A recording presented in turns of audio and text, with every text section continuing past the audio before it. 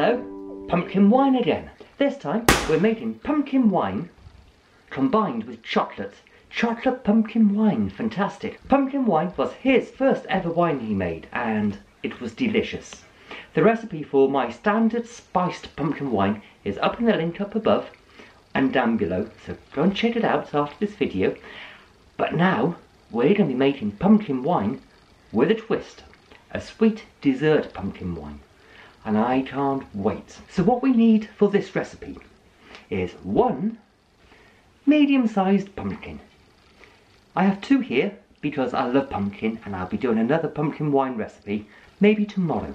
But now we only need one pumpkin, so let's remove one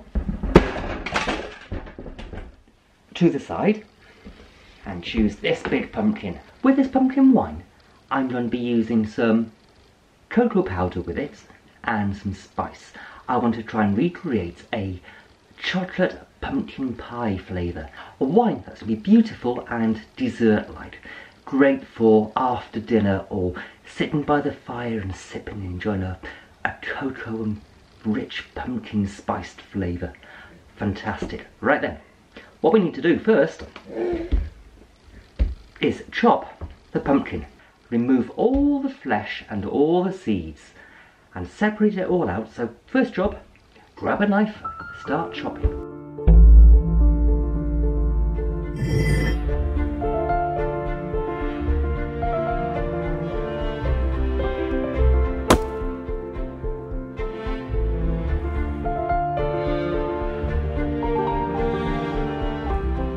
One of the beauties of pumpkin wine is that you only use the juice that's left over from making mashed pumpkin or pumpkin pie. It's the juice you want, so this is like a bonus wine. It's a freebie. You don't actually buy the pumpkin to make the wine. You make the wine from the pumpkin that you've used to feed your family, or made a pie or dessert or roasted parsnip pumpkin. So the more you feed your family pumpkin, the more pumpkin wine you can make. It's free. Or so I tell the wife. We don't eat pumpkin weeks on end for no reason, you know.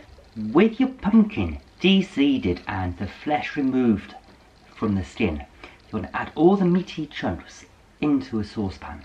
Get as much flesh as you can off the skin and add it straight to a saucepan. Oh, I love pumpkin wine. I love pumpkin. I love Halloween, I love autumn, favourite time of the year it is. Fantastic. Right then, ready? With your wonderful chunks of pumpkin in your saucepan, it's time to pour over boiling water, about 2.5 litres worth, and start simmering it ready for your pumpkin for your dinner. So whack the kettle on, pour over boiling water, make yourself a cup of tea or a gin and tonic, simmer it, prepare yourself for dinner, and then, well, we'll see what happens, won't we? Awesome. So kettle on, boiling water, let's do this. And with your pumpkin in your saucepan, on the boil, on the stove, you want to let it simmer until the pumpkin is lovely and done. It's about half an hour or so. And then we'll be back. Oh, I can't wait. Well, hey, dinner's nearly ready. That means our pumpkin has been boiling away. It's all ready. Here I am. It's all ready to be served up, mashed up, eaten, roasted, however you like your pumpkin. Turned into a pie, if you like. It's all ready. So all I want to do now, before I eat dinner, is strain off that delicious, wonderful pumpkin juice off the pumpkin.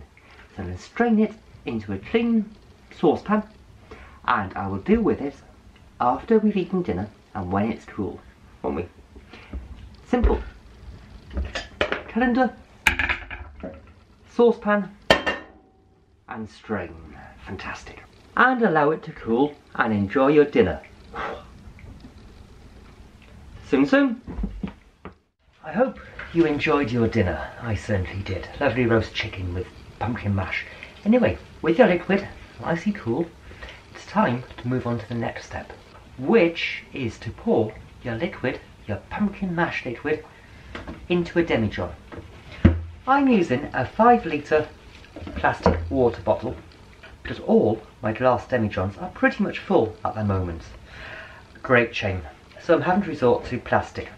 So you want to grab yourself a funnel and then pour in your mashed pumpkin liquid juice. Fantastic. Straight in. Kudos if you don't spill it over your groin in the process, always a good start.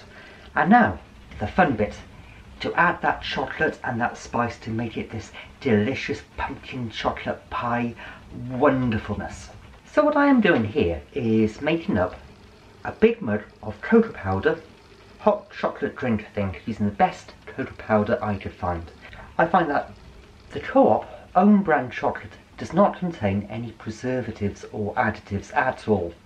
It is 100% pure cocoa powder, and that's why I'm using it for my wines. Cocoa powder does take a while longer to clear than if you didn't use it. It does have a type of heavy sediment to it. It clears, it takes a bit of time. So what we need to do now is put the kettle on and make ourselves a big mug of delicious cocoa powder chocolate drink thing. I find that 1 cup of cocoa works really well per gallon.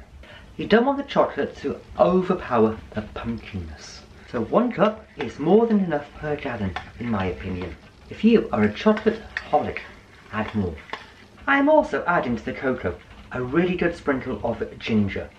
I find that the ginger really complements the pumpkin and the chocolate.